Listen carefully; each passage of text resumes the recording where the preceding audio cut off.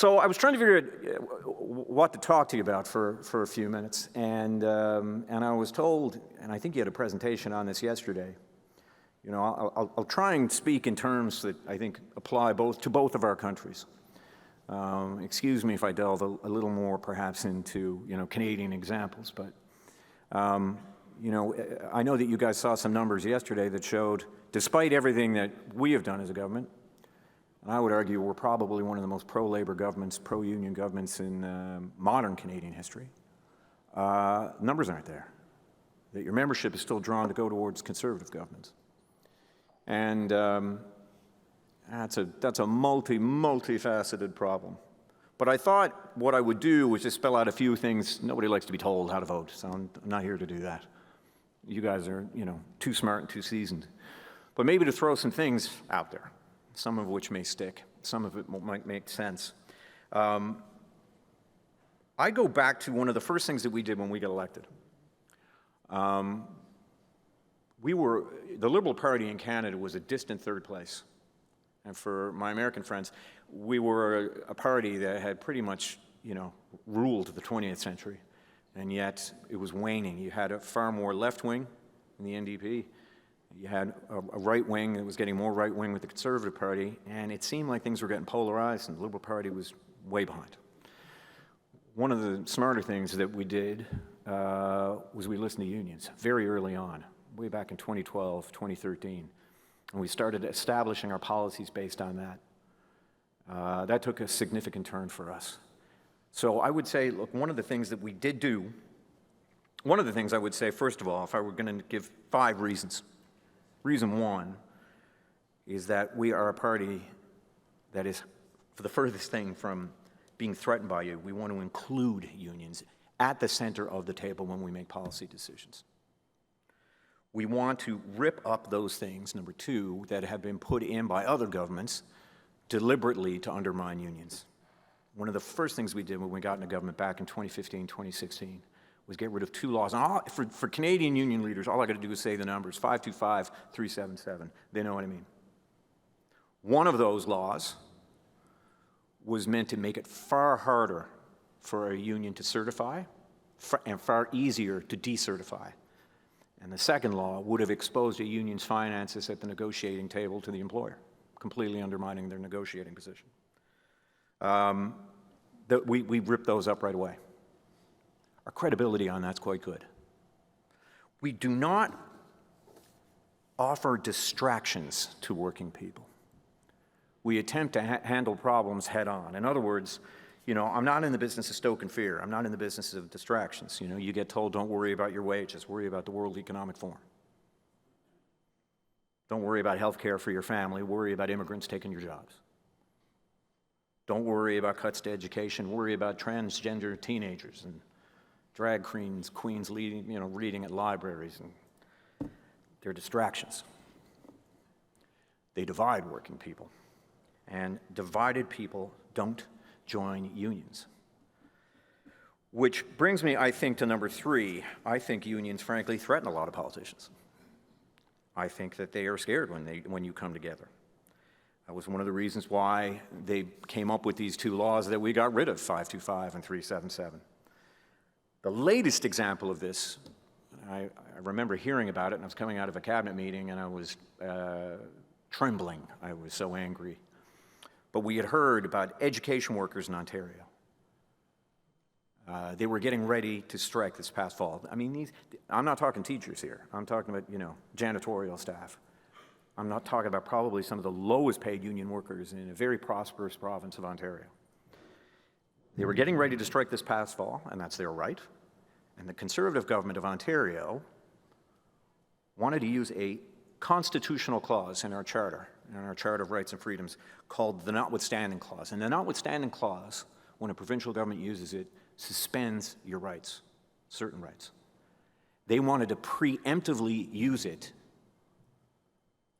before negotiations began to take away their right to strike.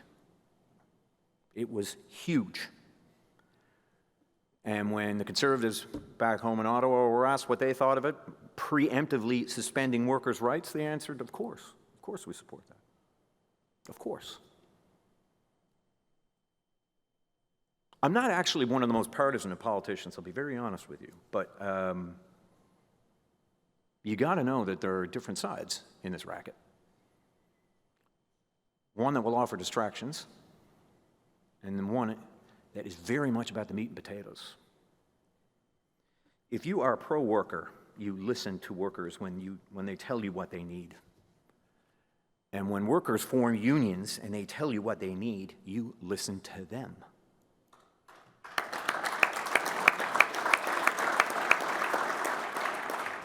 So reason 4 why I would argue that this government in the United States and our government in Canada and unions are natural allies, because we like to steal your ideas. Seriously, I mean, look, when you tell us what the tools are to get the job done, then we trust you. And we put that in place because you're the experts.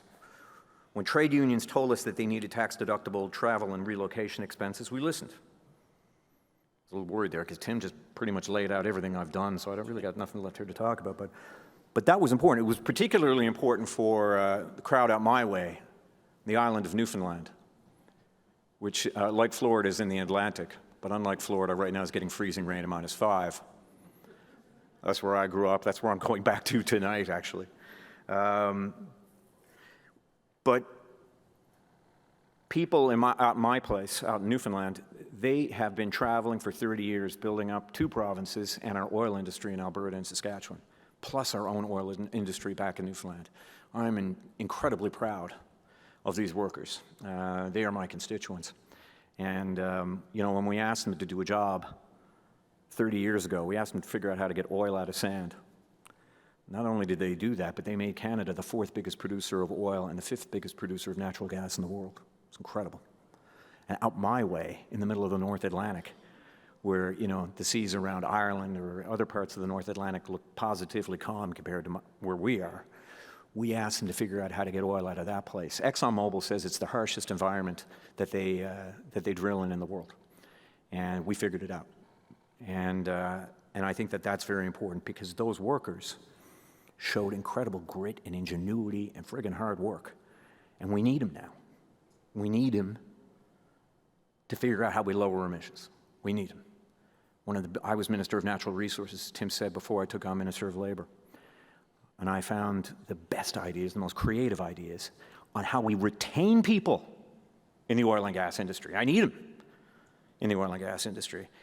The best ideas came from unions. And I kept telling the Prime Minister that. So then when he called me in and made me Minister of Labor, he said, "You talked yourself into a job." Unions also told us that they needed 10 paid days of sick leave. We listened, and that is now a reality in Canada. 10. I know even with the recent rail disputes here, one of the biggest obstacles was 1 day. We got 10.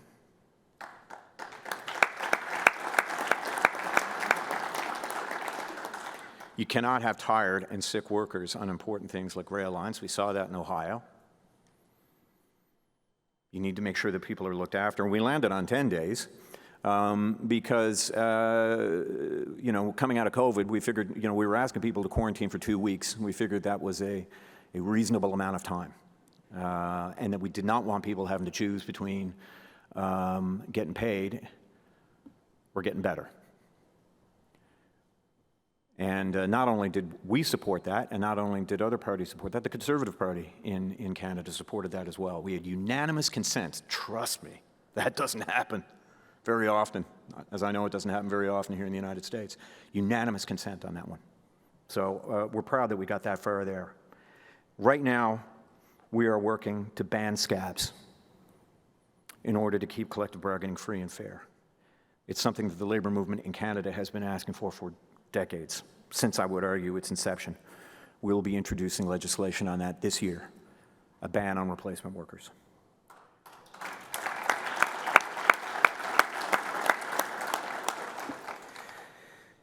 During the, I would say one of the big reasons I believe and have thought through very carefully, because I understand how disruptive some people think this will be, the ban on replacement workers. But I've become a big believer in the table. in my time. Instability.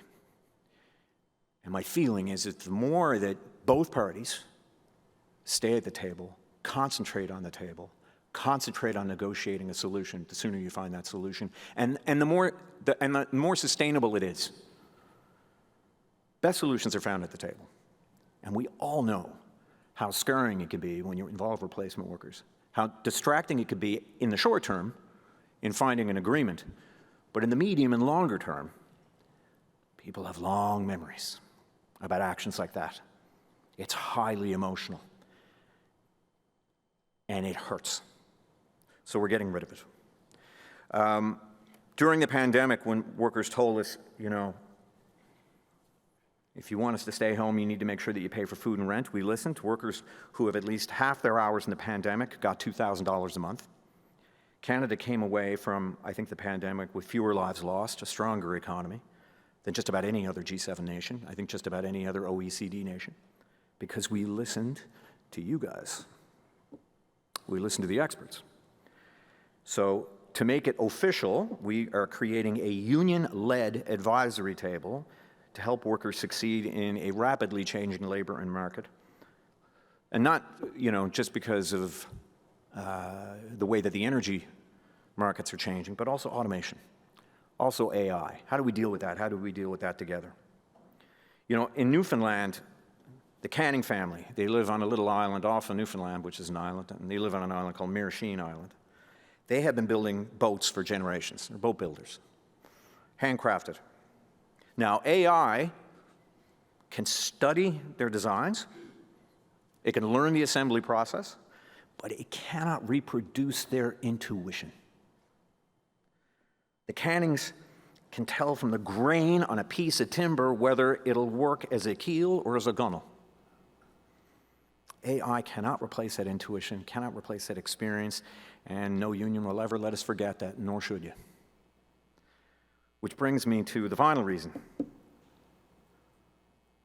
I believe that workers are our economy, and that you are the voices we need to listen to. You and the businesses that you make successful, you are the voices of our economy. And if we can preserve a relationship between worker, business, and government, we can build the strongest economies in the world. That, what we call the tripartite relationship, it has a strong tradition in Canada. And that is the difference between profit being generated by corporations and prosperity being shared by people. Workers will be the ones, in a rapidly changing energy economy, they will be the ones that lower emissions. They will be the ones who build up renewables. They will be the ones who will make our countries a place that businesses around the world want to set up shop and manufacture. Workers are the ones that know where on a pipeline to tighten the bolts so that the methane doesn't leak. Workers will be the ones that build the homes that young families so badly need. Workers are the only ones who know how to do the work. Friggin' obvious statement, but seems it needs to be said. I like to remind my colleagues of that around the House of Commons. We don't know how to do those things. We may know how to do them in theory, we do not know how to do them in fact. Workers are the only ones, you are the only ones that can be trusted to amplify your voices and make sure that they are heard by business and to make sure that they are heard by governments. We need you. We need a lot more of you. We want to sit down with you and make it work. Because when we listen to you, we have created what we have right now, one of the strongest job markets that our two countries have ever seen. That is a very good problem to have. And while I'd get in a whole lot of trouble if I waxed on about what I thought the Federal Reserve should do or the Bank of Canada should do, I will say this: more people working is never a bad thing. A job is the single greatest thing that you can do to move a family to prosperity, to move a community to prosperity, and to move our countries to even greater prosperity. I look forward to working with you as I always have, and you will always have an ear with me. Thank you very much, ladies and gentlemen. Much appreciated.